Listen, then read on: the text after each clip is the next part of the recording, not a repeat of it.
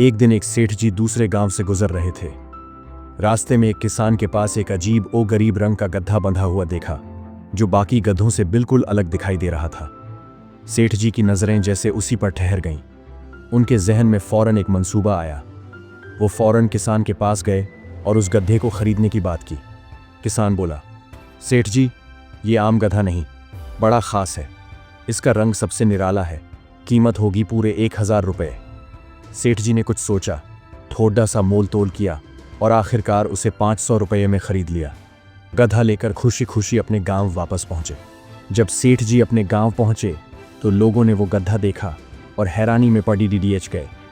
भाई, ये कैसा गधा है? इसका रंग तो बिल्कुल अनोखा है। गांव के हर फर्द की तवज्जो उस गधे पर मरकूज हो गई। सेठ जी ने एक ऐलान किया, मैं इस गधे पर एक लॉटरी निकाल रहा हूं।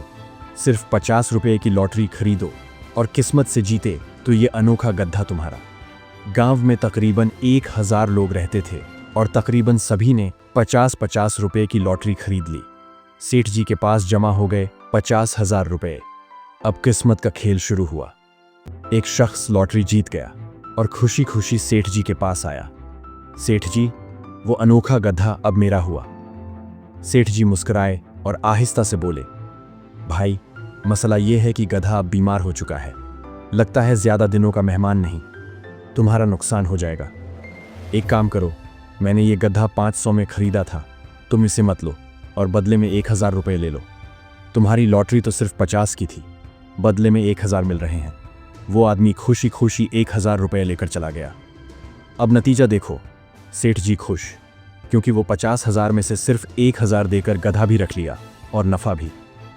वो लॉटरी जीतने वाला खुश कि 50 के बदले 1000 मिल गए। बाकी गांव वाले मुतमिन कि चलो किस्मत नहीं निकली तो सिर्फ 50 ही तो गए। लेकिन असली गधा कौन था?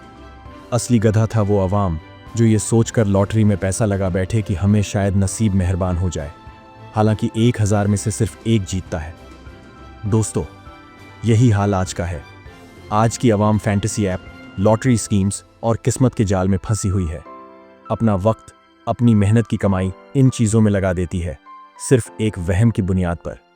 कभी जीत भी गए तो सोचो, कितना गंवाया? वक्त, पैसा, सुकून, सब कुछ।